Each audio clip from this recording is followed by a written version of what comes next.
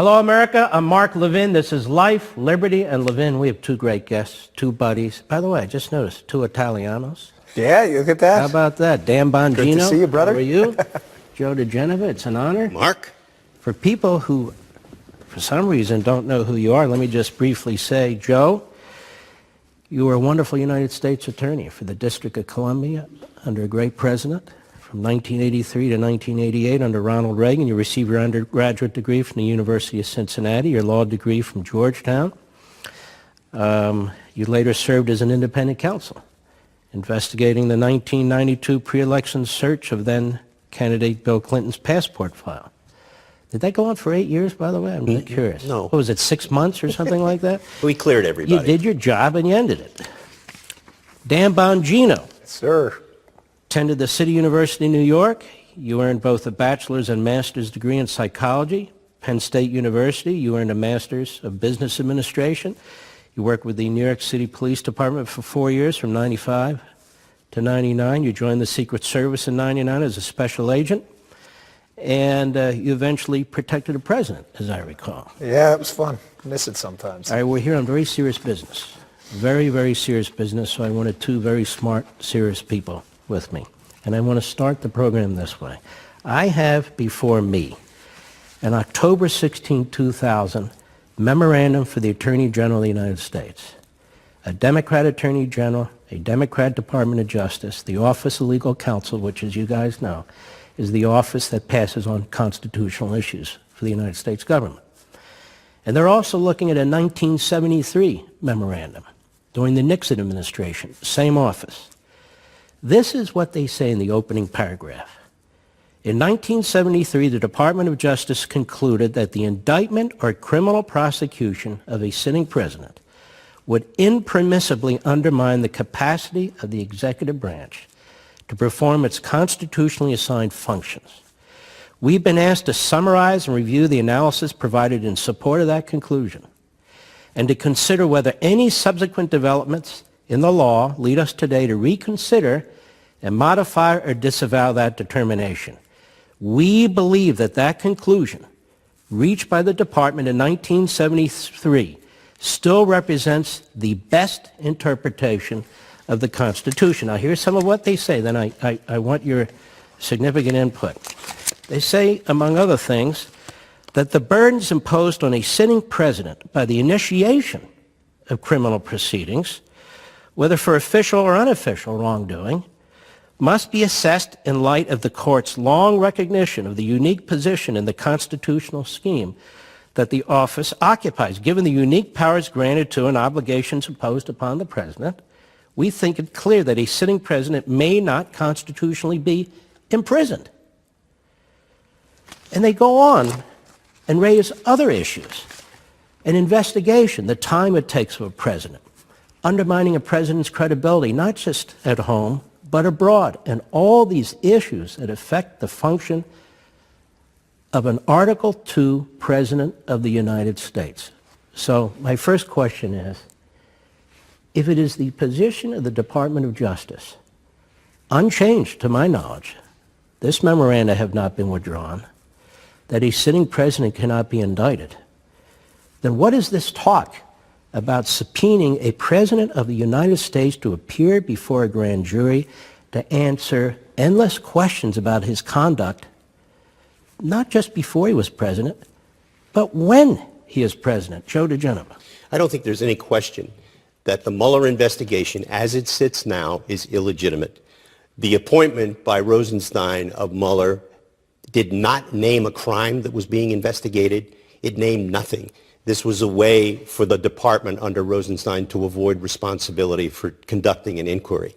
That said, it is quite obvious that any imposition on the president at this point does many, many bad things to the country and to the functions of the President of the United States. Article 2 vests in the President all executive power. He is the unitary authority of the executive branch. The President cannot be indicted. And so with no crime having been asserted in the appointment of the special counsel, how can he constitutionally investigate no crime? And it is fairly obvious, since the president is determined to be no target in the investigation, that all he wants to do is question the president. He will waste the president's time, but more importantly, he will waste the country's time, and it is an incredible burden on the president's exercise of his duties. I think he is illegitimate, and I think the president should fight to the very end any subpoena issued by the special counsel. It will be illegitimate ab initio. Dan Bongino, do you think the purpose really is to lay out an impeachment case if the Democrats take over the House of Representatives?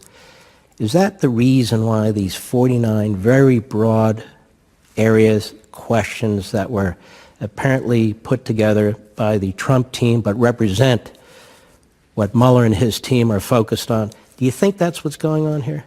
I do, Mark. I think it's twofold. I think they are laying out grounds for impeachment. I think they would lose that in the Senate, even if the Democrats take back the Senate, even by wide margins. I think in red states, this is an embarrassing case. I think Joe is right. This has been a witch hunt from the start. But I think the second thing that's going on here, and I've been clear on this from the start, and I'd love to get your input on this as well. The people Mueller hired were very selectively chosen for the witch hunt. Now, Andy Weissman, Enron prosecutor, who we know from public emails, has an extreme dislike for Donald Trump. He's Mueller's pit bull, number one. A couple of the other people he hires are fascinating. He hires Jeannie Rhee. Jeannie Rhee, who represented people in the Clinton sphere. He hires, as another one of his bulldogs, Aaron Zebley. Aaron Zebley, who represented who? Justin Cooper, one of the Clinton aides who actually admits in a proceeding to smashing some of the BlackBerries in the email scandal. My point on this is, yes, number one, impeachment, but number two, I think the entire Mueller operation, Mark, is a smokescreen to keep the attention on Donald J. Trump and to keep the attention away from the crimes committed with the Clinton operation and potentially involved in the Obamagate spying scandal as well.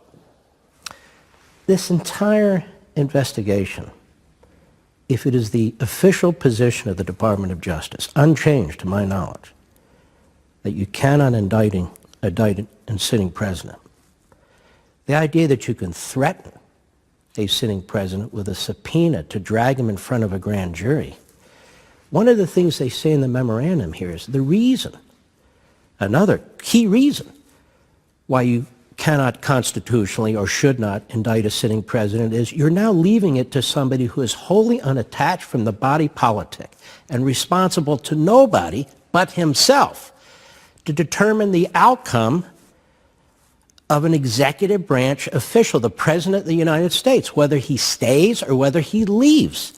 So if you can't imprison a sitting president, why are you investigating him for crimes?